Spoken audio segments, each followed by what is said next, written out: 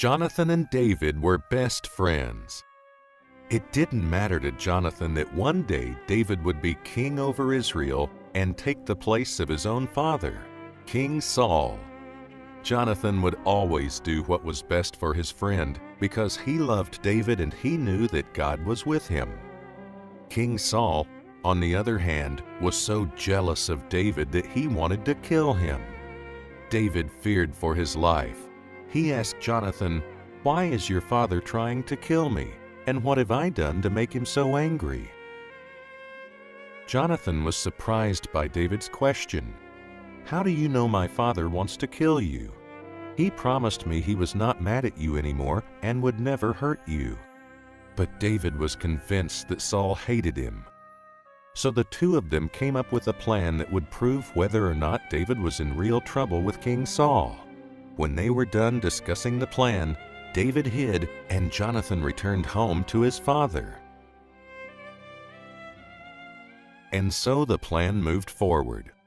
David did not show up for an important dinner with the king and his family, even though everyone expected to see him.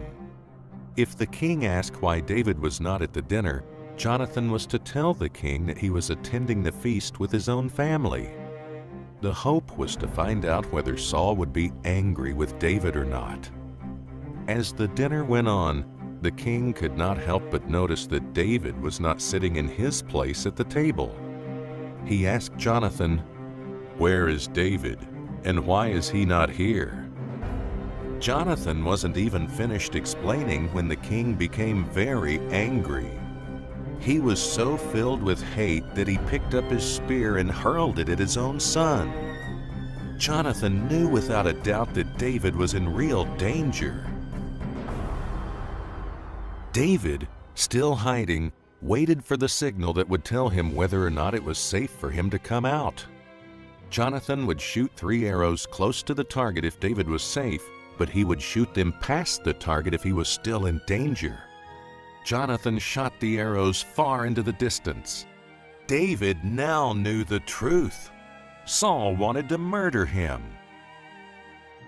As soon as he was sure he would not be seen by anyone else, David came out from where he was hiding and he fell on his face to the ground before Jonathan, filled with love and thankfulness for what his friend had done for him. The two friends held each other and cried over Saul's actions. The king had not only rejected David, but wanted him killed. Now the two friends and their two families would be separated forever. David cried even more than Jonathan. So Jonathan truly loved David as his own soul. He knew that God was with David and that he would be king over Israel.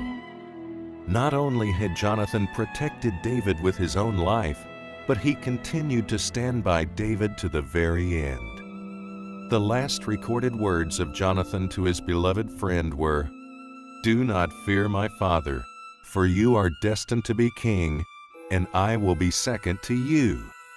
Even my father knows this."